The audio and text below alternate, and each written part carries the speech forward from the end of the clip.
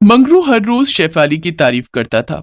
मंगरू पूरा दिन काम करके थका हारा घर आता था और कहता था, शेफाली, खाने में आज क्या है?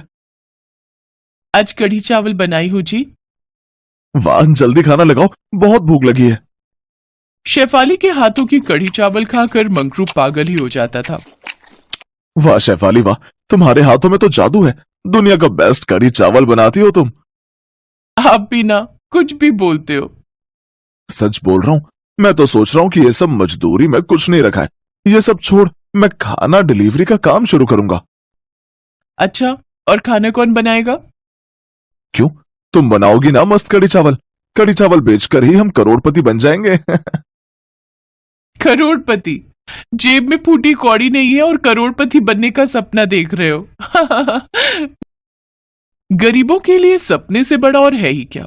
एक दिन आराम की जिंदगी गुजारने का सपना देखते देखते गरीब लोग पूरी जिंदगी गुजार देते हैं और भेड़ बकरियों की तरह मर जाते हैं। लेकिन उनमें से कुछ लोग गरीबी से बाहर निकल पाते हैं। मंगरू को भी गरीबी से बाहर निकलना था। अपनी बीवी बच्चों को अच्छी जिंदगी देनी थी। वो सपना देखता रह गया। कुछ साल गुजर गए और मंगरू के 2 बच्चे हो गए। 1-2 साल की बेटी और एक नवजात बेटा। मंगरू मजदूरी छोड़ नहीं पाया और एक दिन काम करते करते ही ऊंचाई से गिरने की वजह से उसकी मौत हो गई। नहीं, ये क्या हुआ? हे भगवान, क्या हुआ ये?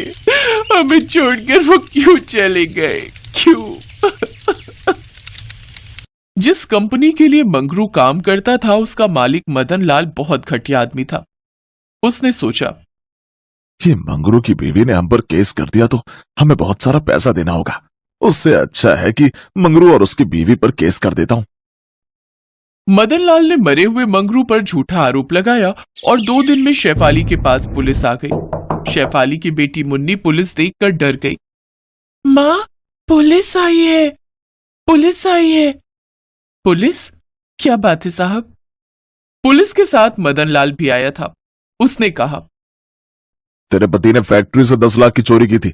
मैंने उसे पकड़ लिया तो भागने लगा और तभी वो गिर पड़ा।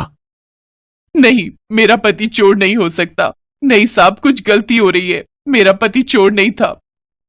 चुपचाप सुन, 1 साल के अंदर 10 लाख नहीं दिया तो मैं तेरा घर ले लूंगा। तब दोनों बच्चों को लेकर भीख मांगते रहना रस्तों पर। धमकी देकर मदन लाल चला गया। 2 दिन पहले शेफाली विधवा हुई थी।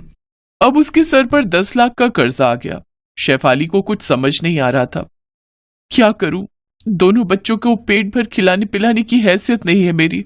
ऊपर से ये कर्जा, कैसे चुकाऊं 10 लाख का कर्जा? शाम को शेफाली के घर रघु नाम का एक आदमी आया। रघु मंगरू के साथ मदन लाल की उसी फैक्ट्री में काम करता था।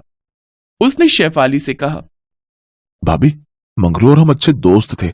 मंगरू ने चोरी नहीं की। लेकिन मालिक तो पुलिस लेकर यहां आ गए। अब मुझे पैसा चुकाना ही होगा।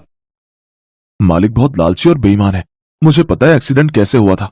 मालिक की ही गलती की वजह से मंगरू भाई का देहांत हो गया। क्या ये बात तुम कोर्ट में बोल सकते हो? कैसे बोलूं भाभी, मालिक मुझे भी जान से मार देंगे। अपनी बीवी बच्चों को खिलाऊंगा क्या? रघु चला गया। शेफाली के पास कोई चारा नहीं था। वो 2-3 घरों में बर्तन मांजने का काम करने लगी और घर चलाने लगी। 1 महीने बाद एक दिन उसकी बेटी ने उससे कहा, माँ, कढ़ी चावल बनाओ ना। बहुत दिन हो गए कढ़ी चावल खाए हुए। ठीक है बेटी, बनाती हूँ। शेफाली कढ़ी चावल बनाने लगी। पूरा घर खुशबू से भर गया। उसी वक्त थाने से एक पुलिस ऑफिसर आया। उसका नाम मनोज था। शेफाली आपका नाम है ना?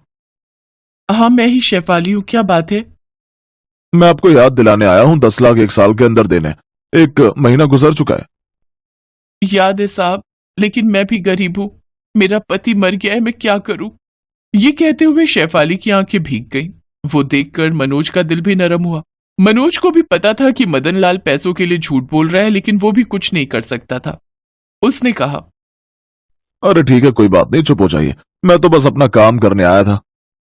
ठीक है साहब, आए हैं तो कुछ खाकर चाहिए। खा के? हाँ, भूख तो लगी है। और आपकी रसोई से बहुत अच्छी खुशबू भी आ रही है। क्या बन रहा है? कढ़ी चावल। माँ कढ़ी चावल बना रही है। माँ दुनिया का बेस्ट कढ़ी चावल बनाती है। एक बार खाओगे तो पूरी जिंदगी याद रखोगे। अच्छा, ऐसी बात है क्या? तो फिर टेस्ट कराइए शेफाली जी। शेफाली ने मनोज को कढ़ी चावल दिया। वो चख कर मनोज के होश उड़ गए। अरे वाह, ये तो सच में दुनिया का बेस्ट कढ़ी चावल है। इतना स्वादिष्ट कढ़ी चावल मैंने कभी नहीं खाया। क्यों, कहा था ना। शेफाली जी, आप हमारे पुलिस स्टेशन में खाना डिलीवरी क्यों नहीं करती? पुलिस स्टेशन में एक होटल से बकवास खाना आता है, ना स्वाद है और ना ही वो खाने का मन करता है। खाना डिलीवरी? हाँ मतलब। ये सुनकर शेफाली को मंगरू की बातें याद आई। सच बोल रहा हूँ, मैं तो सोच रहा हूँ कि ये सब मजदूरी में कुछ नहीं रखा है। ये सब छोड़ मैं खाना डिलीवरी का काम शुरू करूंगा। अच्छा, और खाना कौन बनाएगा?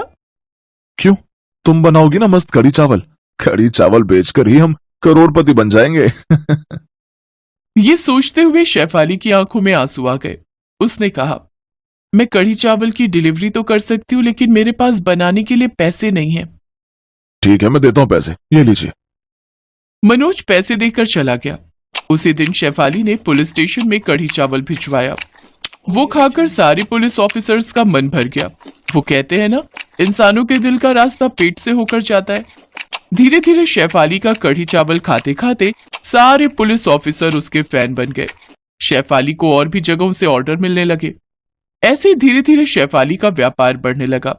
लेकिन उधर मदन लाल गुस्सा हो गया और एक दिन पुलिस स्टेशन आकर उसने सभी ऑफिसरों को बहुत झाड़ा। तुम सब निकम्मे हो, एक औरत से 10 लाख नहीं वसूल सकते, लानत है तुम पर।